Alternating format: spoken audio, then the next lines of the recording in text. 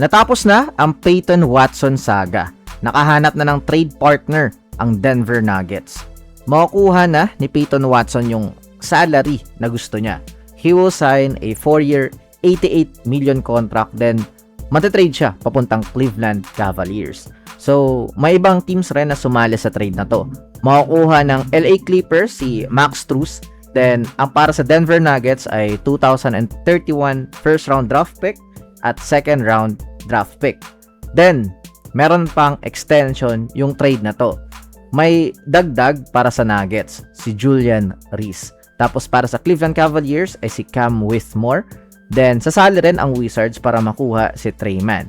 Tapos, 2027 second round pick at cash. Kasi nga, kailangan pa rin ng Wizards ng another backup point guard after hindi mag-sign si Russell Westbrook sa kanila and decided to retire. So yun, Watson got his contract after a career-defining season with the Denver Nuggets. Started 40 games for them, posting career highs, averaging 14.6 points, 4.9 rebounds, and a combined 2 steals and blocks. Na-develop din yung kanyang pagiging perimeter scorer, converting 41.1% of his 3-point shots. Dating lang siya, raw defensive prospect, naging two-way wing threat. Bukod kasi sa box score, Watson brings elite interior and perimeter contest metrics sa Cleveland. Since na pumasok sa NBA, he ranks second overall sa buong liga in field goals percentage allowed bilang contesting defender on over 2,000 shot contest. Tapos itatambal mo pa yan kina Evan Mobley at Jarrett Allen. Sobrang nakakatakot yung kanilang defensive front line.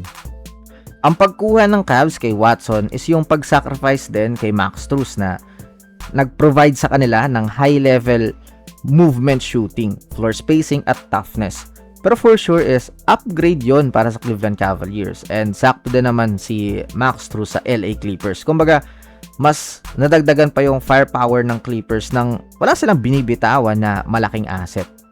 For the Denver Nuggets, is ganun talaga yung buhay sa NBA, lalo pag nasa second apron ka na. They don't have any choice but to trade Watson. Hindi nila kayang i-match yung contract, pero nakakuha sila ng draft capital in the future. Mas priority din talaga na i-keep yung Jamal Murray, Nikola Jokic at Aaron Gordon. And I think hindi pa naman time or panahon para buwagin yung tatlong yan. Sobrang solid lang din talaga ng Cavaliers ngayon kasi after Watson, nakuha pa sila ng player with Cam Whitmore. Kung saan, gigil din to kasi hindi masyadong nagkaroon ng chance sa Wizards dahil sa injury. Pero kilala sa pagiging explosive vertical athleticism, power driving ability, and raw scoring instincts.